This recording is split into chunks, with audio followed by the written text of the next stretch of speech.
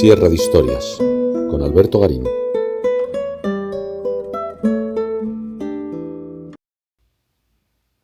En los programas previos tuvimos ocasión de explicar las dos relaciones fundamentales que podemos encontrar en el feudalismo. Por un lado, la relación entre los señores, entre aquellos que tenían la capacidad militar para ir al combate. Una relación entre un señor que se convertía en el referente y un segundo señor que se ponía al servicio de ese primer señor y al que conocemos como vasallo. Importantísimo recordarlo. Un vasallo es un señor que sirve a otro señor. No lo olvidemos. Un vasallo es un señor que sirve a otro señor. La segunda relación, y más amplia y más compleja que se daba en este mundo feudal, era la de los señores y los siervos. Y siervos tenían tanto los señores como los vasallos. Había siervos que servían al señor, había siervos que servían al vasallo. A la larga, en la relación primera, la del señor y el vasallo, lo que teníamos era a dos personas prácticamente al mismo nivel, en la que una, el vasallo, le ofrecía auxilio y consejo a la otra, el señor, y el señor a cambio le compensaba a su vasallo, sobre todo con la entrega del feudo, en esencia una propiedad territorial sobre la que ese vasallo también podía tener la autoridad de recaudar el fisco, los impuestos y la de impartir justicia. Por el contrario, en las relaciones de señores y siervos, lo que tenemos es al propietario de la tierra y a aquellos que trabajan esa tierra, esos siervos. A partir de ahí, una vez que se había configurado esa sociedad feudal, una sociedad feudal que desde un punto de vista gráfico la podemos representar como un triángulo en el que en la cúspide estaría el primero de los señores, el rey, y por debajo de ese primer señor irían los otros señores, vasallos del que está en el escalafón superior, hasta encontrarnos en la gran base de ese triángulo donde estarían los siervos. A partir de ahí, como digo, una vez que en la historiografía se pudo reconocer la existencia de esa singular pirámide feudal, recordemos, inicialmente como institución feudo-vasallática, un vasallo que ofrece su servicio al señor, el señor que le da un feudo al vasallo, esa institución ya estudiada para el siglo XVI como algo que había quedado atrás en el tiempo, son los trabajos de Cujas. A partir de ahí empezamos a encontrarnos nuevos análisis historiográficos que vienen a realizar una lectura de ese modelo feudal un tanto distanciada de lo que realmente suponía. En el siglo XVIII es muy interesante cuando los ilustrados, los eruditos ilustrados, se enfrentan a ese mundo feudal. ¿Por qué es interesante? Porque a la larga los ilustrados critican a ese mundo feudal como un sistema reaccionario que impedía el progreso. Por un momento podíamos imaginarnos que lo que estos ilustrados estaban llevando a cabo era un planteamiento, entre comillas, progresista, donde consideraban que las coacciones contra la libertad, el hecho de que el vasallo quedaba al servicio del señor y que directamente los siervos estaban encomendados a sus señores, impedía el progreso. En realidad, los ilustrados no criticaban al feudalismo porque hubiera esas capacidades de oprimir al que estaba por debajo, sino porque los ilustrados eran, ante todo, eruditos favorables al Estado autoritario. Voy más lejos, al Estado absoluto. El modelo político que tenían en su cabeza la mayor parte de los ilustrados era un Estado centralizado donde la autoridad del monarca, un monarca bien asesorado, podía hacer llegar sus buenas decisiones al conjunto de la sociedad. En definitiva, eso que hemos conocido como el despotismo ilustrado, el todo para el pueblo, pero sin el pueblo. Ese es el auténtico modelo estatal que los ilustrados tenían en su cabeza y que, por ejemplo, vamos a ver claramente plasmado durante el desarrollo de la Revolución Francesa, cuando se logró imponer la dictadura jacobina durante la convención de los años 1794-95 con Robespierre a la cabeza, el hombre que fue capaz de tener en sus manos todos los poderes, legislativo, ejecutivo, judicial, daba leyes al mismo tiempo que las hacía ejecutar y juzgaba si alguien iba contra la ley. A la larga, ese es el símbolo máximo al que aspiraban los ilustrados cuando pensaban en el Estado correcto, en el Estado que había de beneficiar a todo el pueblo. Y en ese modelo, obviamente, el feudalismo era un sistema que impedía ese Estado hipercentralizado y totalitario. A la larga, como ya tuvimos ocasión de comentar en el primer programa que hicimos sobre las relaciones feudo-vasalláticas, uno de los elementos fundamentales de estas relaciones es que cuanto más pequeño sea el Estado, más importancia tenían estas relaciones feudo-vasalláticas. ¿Por qué? Porque en gran medida los vasallos llevaban a cabo esa labor del Estado, de la administración territorial, la recaudación de impuestos, la capacidad de juzgar, que el propio Estado, por su pequeña capacidad, no llegaba. De modo que a la larga los ilustrados son plenamente conscientes de que existe una relación inequívoca entre a mayor extensión del modelo feudo-vasallático, menor capacidad del Estado. De modo que unos ilustrados que abogaban por un Estado hipercentralizado, lo que veían era un rival en el modelo feudal con numerosos señores vasallos que iban en contra de ese Estado centralizado. La crítica de los ilustrados, aunque pueda parecer una crítica buenista, una crítica de progreso, a la larga la crítica de los ilustrados es: yo no quiero el feudalismo porque rompe mi modelo del Estado hipercentralizado, no porque atente contra las libertades de los individuos y demás. Claro, cuando seguimos avanzando en la historiografía y llegamos al siglo XIX, nos adentramos en ese mundo que estudiamos en el capítulo 2, cuando analizábamos las relaciones entre señores y siervos. Es ahí donde llega la historiografía marxista, con el propio Marx a la cabeza, que lo que ve en el feudalismo es, en esencia, un modelo de explotación. Al marxismo no le interesa tanto la parte superior de la pirámide feudal, las relaciones entre señores y vasallos, que a la larga es la forma de articular un territorio en el que el Estado es la mínima expresión, sino la base de esa pirámide, la más amplia, en esas relaciones de aparente explotación de los señores hacia los siervos.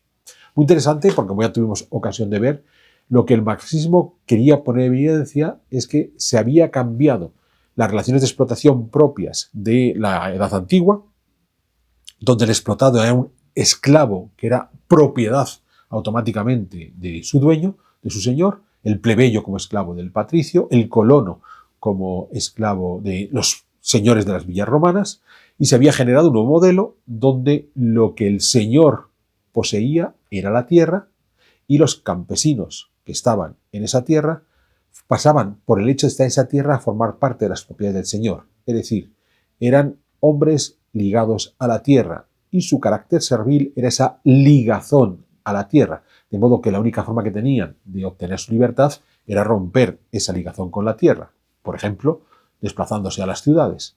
Es muy interesante porque en el modo esclavista eso no se podía dar. El esclavo era propiedad directa del señor, estuviera donde estuviera el esclavo. El siervo no, al siervo le daban un margen de posible escapatoria, sencillamente desvinculándose de la tierra a la que, como siervo, estaba vinculado. Claro, en ese análisis que hacía el marxismo de estas sociedades feudales, insisto, se quedaban solamente en la parte inferior, la más amplia, de la pirámide feudal y por tanto se desentendían de la superior y de lo que implicaba para la organización general de los estados de la Europa occidental medieval.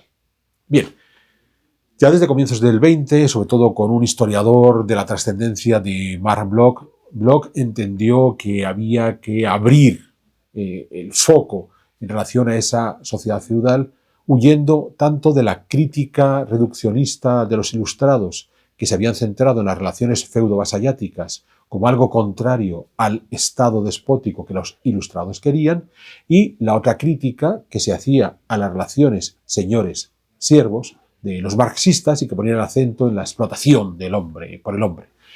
Lo que Marc Bloch nos quería hacer ver es que en las condiciones históricas y geográficas de la Europa occidental, de la alta y la plena Edad Media, se había establecido un modelo de organización en todos los sentidos, económica, política, jurídica e incluso, si queremos, religiosa y cultural, para tratar de entender la historia de esa Europa medieval.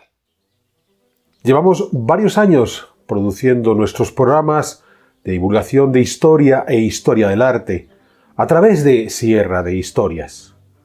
Y lo hemos conseguido gracias al apoyo de todos ustedes que con regularidad se han convertido en espectadores de nuestros vídeos.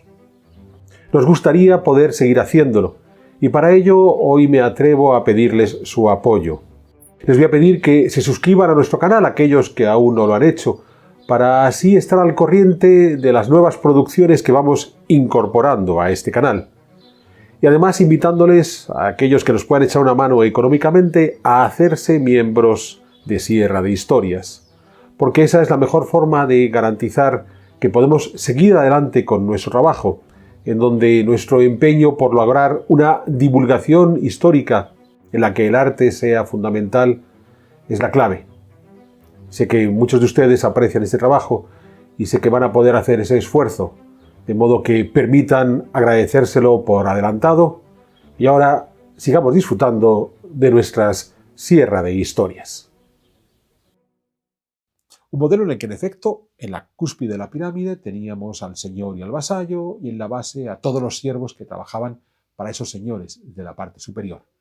Pero lo que Marc Bloch nos dejó entender es que a partir de esas dos estructuras claramente definidas, empezaba a haber una serie de matices. Desde la propia construcción cultural hemos de entender la importancia de todo el ritual que hay en torno, por ejemplo, a la relación señor-vasallo o a la propia relación señor-siervo, hasta las particularidades que podían surgir de aquellos otros señoríos que no fueran un laico señor y un laico vasallo. Entonces Marc Bloch ya abría sus ojos a qué ocurre cuando el señor es una institución religiosa, qué ocurre cuando el señor es un monasterio, qué ocurre cuando el señor es el obispo de la diócesis, o más lejos aún, qué ocurre cuando el señor es la oligarquía urbana que controla un territorio en torno a su ciudad. A partir de ahí hay una serie de matices importantes que Marc Bloch incorpora a la historiografía del feudalismo, si bien no llega a empujarlo hasta el límite que sí vamos a ver con otro referente en la historiografía en torno al feudalismo, Susan Reynolds, ya para la segunda mitad del siglo XX, que ella sí es capaz de hacer ver una realidad muy interesante, y es que el feudalismo puede ser una característica de la Edad Media europea, pero no hemos de incurrir en el error de considerar que toda la Edad Media europea es única y exclusivamente feudalismo. En ese sentido, es muy curioso, porque la primera crítica que va a hacer Susan Reynolds es en torno al propio término de feudalismo, que considera que tal como lo habían planteado desde el punto de vista institucional historiadores como Cujas, correspondía a periodos muy concretos en la plena y baja Edad Media de algunos sectores del norte de Italia y parte de Francia, y poco más. Se había extraído de ese mundo geográfico histórico muy concreto incluso términos como el de feudo, para referirse al bien que el señor entregaba al vasallo. Y que en el momento que empezábamos a aplicar ese término fuera de ese contexto geográfico histórico, quizás resultaba un tanto anacrónico, de modo que había que ser capaz de matizar todos estos detalles. Pues bien, a partir de ese anacronismo, Susan Reynolds empezó a empujar un poco más. Recordó, como ya había hecho Marc Bloch, pero en toda su dimensión, esa pluralidad de señoríos. Una pluralidad de señoríos en la que incluso habíamos de preguntarnos hasta qué punto es exactamente equiparable un señorío eclesiástico con un señorío laico. ¿Hasta qué punto consideramos que el obispo, como señor de siervos, va a tener una relación con estos siervos equiparable con un conde, con un marqués, como señor de siervos. Porque a la larga es posible que el conde o el marqués, como señor de siervos, pueda buscar, y aquí caemos en el terreno del marxismo, la explotación maximalista de sus siervos para conseguir el mayor beneficio, para dar rienda suelta a sus placeres y sus ambiciones.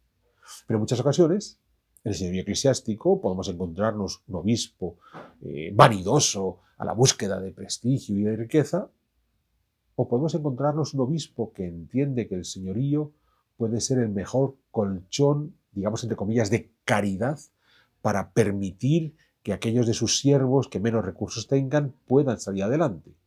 Entonces, en ese momento ya no estamos ante el modelo de explotación del que hablaba Marx, sino ante una alternativa que Marx no había contemplado y que impedía entender realmente qué estaba ocurriendo. Pero es más, si el modelo por antonomasia del feudalismo hubiera sido la relación señor-vasallo, y después la relación entre esos señores y sus siervos, y en el caso de los señoríos eclesiásticos, podríamos encontrarnos uno, que el obispo realmente no es el vasallo de nadie, que en el momento que tiene sus propiedades es porque las necesita como sustento de la diócesis. De alguna forma teórica puede ser el vasallo del Papa, pero más a nivel religioso, más a nivel de la institución católica, que en ese auxilio y consejo que el vasallo le da al señor feudal. Y dos, el uno es en la parte superior de la pirámide, ¿vale? No soy vasallo de nadie, soy el dueño del territorio, porque lo necesito para la organización diocesana. Y dos, si a su vez ese territorio sobre todo va a ser empleado, aparte de para las necesidades del obispo, para dar sustento a sus siervos, con un espíritu caritativo, ahí se desmonta por completo la idea del feudalismo, tal como lo hemos venido viendo en los dos capítulos previos. ¿Qué decir si pasamos a, por ejemplo, qué pasa con los señoríos urbanos? En muchos casos, estos señoríos urbanos, en cierta medida, la ciudad es vasalla del rey, pero ¿y si estamos hablando del modelo hispano, del modelo propio de la península ibérica, donde la relación entre el rey y sus súbditos, estos ciudadanos, es una relación de pacto y no una relación de subyugar el señor al vasallo, oligarquía urbana? También se está rompiendo todo ese corsé institucional que aparentemente era único y exclusivo de la Edad Media feudal europea. Y por supuesto, si ya nos adentramos en las relaciones entre la oligarquía urbana y los posibles siervos que estarían en el territorio en torno a la ciudad, en eso que en Castilla se va a conocer como comunidades de villa y tierra, comunidades de ciudad y tierra, pues podía haber algunas relaciones de auténtica explotación siguiendo el modelo marxista y otras donde hubiera una relación de intercambio fluido entre los habitantes de las aldeas en torno a la ciudad y la propia ciudad para el beneficio de esa ciudad. Estos son los elementos que Susan Rey nos pone sobre la mesa. Hay una heterogeneidad, más allá del anacronismo del término feudal. Hay una heterogeneidad en estos señoríos que hemos de tener presentes. Una heterogeneidad que, vamos más lejos, incluso si nos quedamos con la parte reducida del sistema, en donde nos encontramos, ahora sí, en esa Europa occidental, relaciones feudo-vasalláticas claramente definidas, ¿hasta qué punto esos vasallos realmente le rendían pleitesía a su señor? Y vuelvo a la primera clase, cuando explicaba que en muchas ocasiones la contradicción es que el señor tiene que ser muy poderoso para tener muchos vasallos, porque el señor poderoso es el que puede obligar a otros señores a convertirse en vasallos. Pero en el momento que ese señor pierde su poder, los vasallos se rebelan contra el señor, cuando la clave de la relación feudo-vasallática es la fidelidad del vasallo hacia el señor. Y en este caso la fidelidad, en esencia, se basaba en que el señor tenía una gran cantidad de vasallos que permitía controlar a los unos con los otros. Contradictorio, porque pareciera que el señor adquiere fuerza por ir incorporando vasallos y el señor incorpora vasallos cuando tenía la fuerza. De modo que esto explica, digamos, esas rupturas de fidelidad que son tan habituales en el mundo medieval y que tantos conflictos armados van a provocar. Pero incluso el cierre que Susan Rey nos hace sobre ese modelo feudal es que frente a esa obsesión de la relación feudo-vasallática claramente establecida, el señor entrega el feudo, el vasallo da auxilio y consejo y juntos, cada cual en su territorio, ponen en marcha a trabajar a sus siervos, hay todo tipo de alternativas, porque pueda ocurrir que lo que el señor le entrega al vasallo sea exclusivamente la propiedad, pero no la jurisdicción o la capacidad de recaudar impuestos. O al contrario, le entrega la jurisdicción, pero no la propiedad de la tierra. Se lo entrega de forma temporal, pero no permanente. Y el hecho de que, como comentábamos en el primer capítulo, los herederos de Carlomagno hicieran hereditarios los feudos a sus vasallos, no quita que a lo mejor al cabo de unas pocas décadas ese carácter hereditario desaparezca. Es un modelo, el del feudalismo, ya en su versión reducida de relaciones feudo-vasalláticas, en permanente cambio. O sea, no existe una fórmula única en la que el señor le entrega un feudo al vasallo, a ese feudo le van incorporando, digamos, mejoras para el vasallo, se vuelve hereditario, te doy la jurisdicción, te doy la recaudación fiscal, ni siquiera. Depende de la capacidad real del señor para influir al vasallo y a la contra. No hay una continuidad en el tiempo. Esas relaciones, yo como señor puedo haberle entregado a mi vasallo el feudo de manera hereditaria y al cabo de 2 generaciones la herencia se ha perdido. O al revés.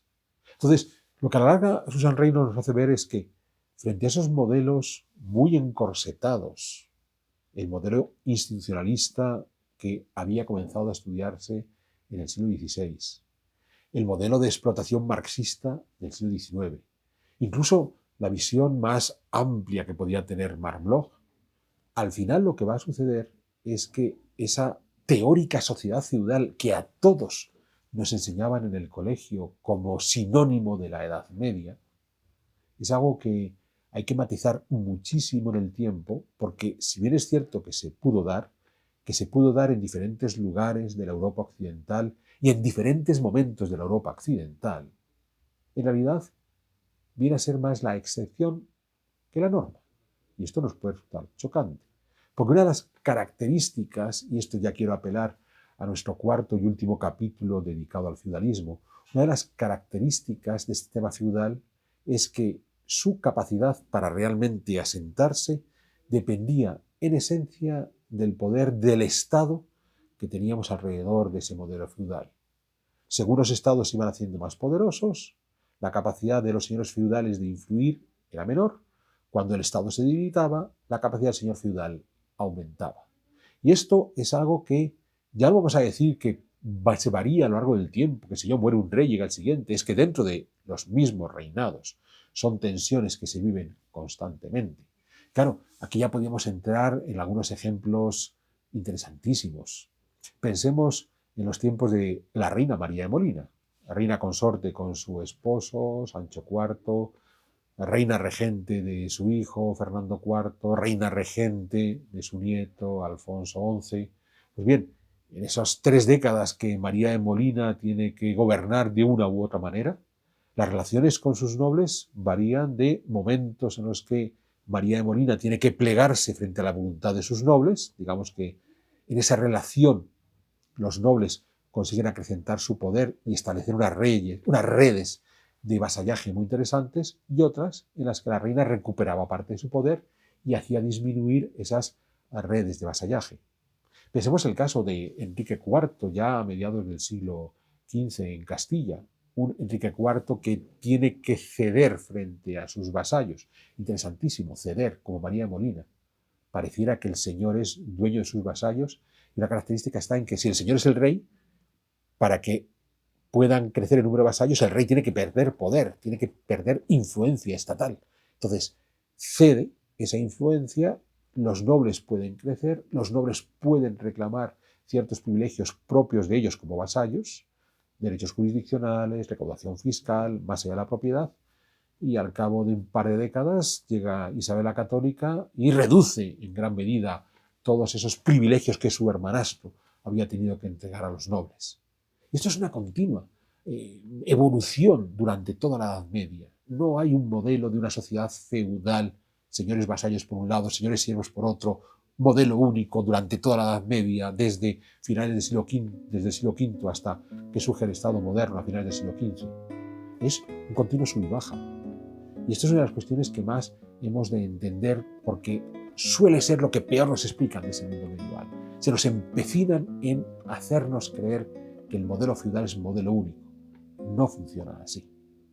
Y esto nos va a llevar, voy a cerrar aquí este tercer capítulo dedicado a la sociedad feudal como suma de los dos modelos, señor vasallo, señor siervo, al que va a ser el último capítulo, en el que trataremos de explicar cómo en esta sociedad feudal, aparentemente encorsetada, donde en gran medida la capacidad de producir se reducía a la capacidad que el siervo tuviera de generar determinado beneficio más allá de la explotación del señor, y que en gran medida ese beneficio se podía perder en las relaciones de vasallaje, donde por estar todo el día en el campo de batalla estos vasallos al servicio de su señor perdían el escaso beneficio producido por el siervo. Y sin embargo, la Edad Media de la Europa occidental, en esencia a partir de los siglos IX y X, fue de un crecimiento económico, demográfico, territorial constante. Esto nos lleva a plantearnos la pregunta que, insisto, trataremos de resolver en la próxima semana. Ese dinamismo del mundo medieval se llevó a cabo gracias al modelo feudal, que de alguna forma supo estructurarse para generar ese dinamismo, o precisamente porque el modelo feudal no era tan maximalista como nos han insistido en contar en demasiadas ocasiones.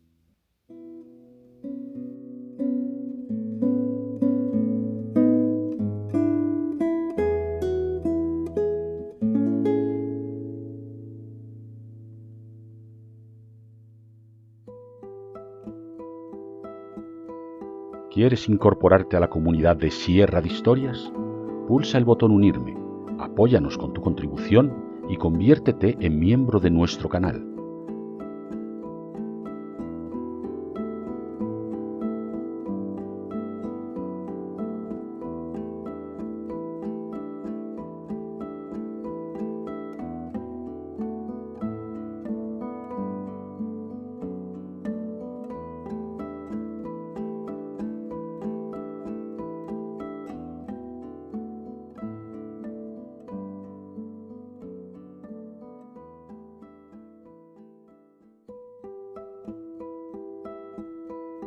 ¿Quieres incorporarte a la comunidad de Sierra de Historias? Pulsa el botón Unirme, apóyanos con tu contribución y conviértete en miembro de nuestro canal.